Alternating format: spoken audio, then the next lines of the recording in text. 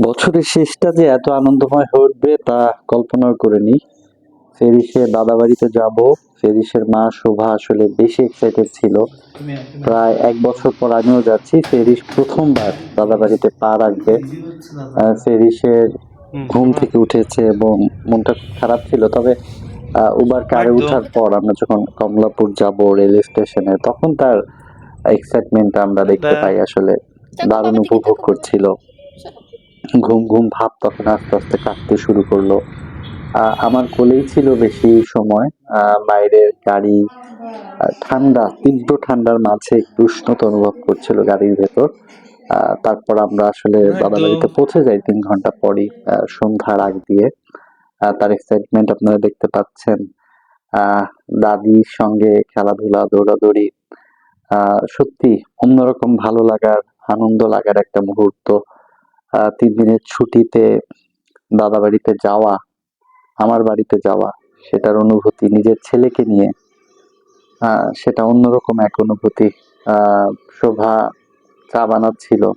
একদম অনেক দুরন্তপনা করেছে। খেলাধুলা করার পর একটু ক্লান্ত হচ্ছিল। ঘুম, ঘুম ভাব চলে আসছিল। আ সেটাও আমি ফলো করছিলাম যে একদম কখন একটু ঘুমাবে, আমি একটু বের হব। একদম তাকাও। আ পরের দিন সকাল এটি আসলে আ চিতই পিঠা বানানো হয়েছে। এটি মা সবসময় করেন তার ছেলেমেয়েরা বাড়িতে গেলে। আমার কলেজের পুকুর, এই কলেজের পুকুরে প্রচুর গোসল করেছি খেলাধুলার পর। বিশেষ করে বর্ষাকালে যখন একদম ফুটবল খেলতাম, কাদা গায়ে নিয়ে পুকুরে ঝাঁপিয়ে পড়তাম আসলে। সেই স্মৃতিগুলো একদম মনে পড়ছিল আসলে শৈশবের।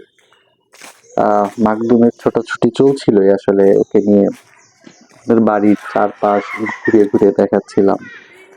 প্রচুর হাঁটাচলা করেছে, দৌড়াদৌড়ি করেছে। আ খুবই এনজয় করেছে। শিবচর, মাদারীপুর। শিবচর বড়াইগ্রাম কলেজের সাথেই আমাদের বাড়ি। সেই বাড়িটা আসলে এই ৪ টা দিন খুবই আনন্দময় হয়ে উঠেছিল। বাতাস আসছিল, শৈত্যপ্রবাহ চলছিল এবং শোভা বলছিল যে বাতাসটা কেন গরমকালে থাকে না, শীতকালে কেন এই বাতাসটা? উম মাকদুম বড়ই খাচ্ছিল। একদমই কষা বড়ই আসলে তিতা, তিতা স্বাদ। পড়ে গিয়েছিল আবার উঠিয়ে আর মুখে দিতে দেইনি। আ খুবই আনন্দ করছিল আসলে। ঢাকায় সময়ই হয় না। মাকদুমের চেয়ে ৩-৪ মাসের বড় আমাদের প্রতিবেশী। কি তোমার মন তার খারাপ সঙ্গে কেন? খুব খাতির করার চেষ্টা মন করছিল। খারাপ কেন তোমার? যদিও আহ আমাদেরই বন্ধু, নাম হচ্ছে ঠান্ডু, ঠান্ডুর মেয়ে। সে একটু লজ্জা পাচ্ছিল। মাকদুম আমার গাল ধরে টানাটানি করছিল। পরে আমরা রাতে আবার ডিনারের আগে আমার ভাগ্নিদের সঙ্গে আদিবা এবং আফিয়া এদের সঙ্গে একটু সময় কাটাচ্ছিল।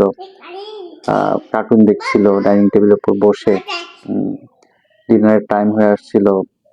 আমাদের গ্যারেজে রাখা একটা বাইক, সে বাইকে উঠে মানে চালাবে এমন একটা ভাব করছিল মাকদুম। ওর ২২ মাস বয়স। ফেব্রুয়ারিতে ২ বছর হবে। লিপ ইয়ারে হয়েছে আসলে। ফেব্রুয়ারির ২৯ তারিখে হয়েছে।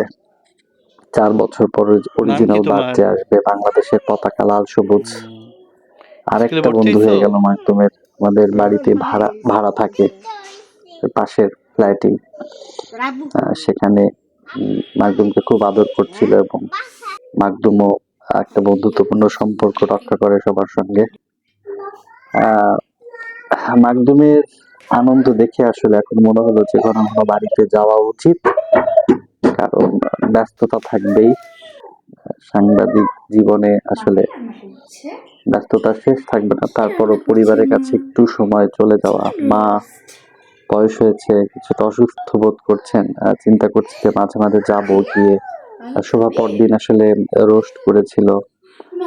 আ মিক্সড ভেজিটেবল ছিল। আমরা দুপুরে বেশ ভালোভাবে খেয়েছি। বোনেরা এসেছিল আশেপাশের, ভাবিরা এসেছিল পাড়া প্রতিবেশী। শীতটাও বাড়ছিল। মাকদুমকে আরো একটা সোয়েটার পরানো হলো। তারপর আমরা একটু উঠান দিয়ে আবার হাঁটাহাঁটি করলাম। তীব্র ঠান্ডা। এই ঠান্ডার ভেতরে আসলে বাচ্চা নিয়ে বের হওয়াটা ঝুঁকিপূর্ণ ছিল। তারপর আমরা যতটা শেয়ার করার চেষ্টা করেছি যাতে কোনো সমস্যা না হয়। একদম সবকিছু প্রোটেকশন নিয়ে আমরা আসলে বেরিয়েছিলাম।